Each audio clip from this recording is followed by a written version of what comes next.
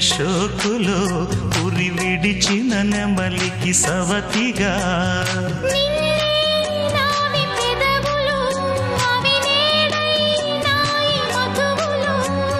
రెండు నాయి తనువులు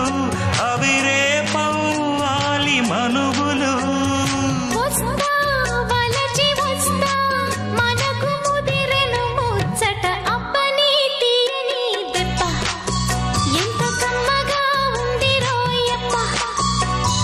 అమ్మ నీనున్న నీ బుగ్గ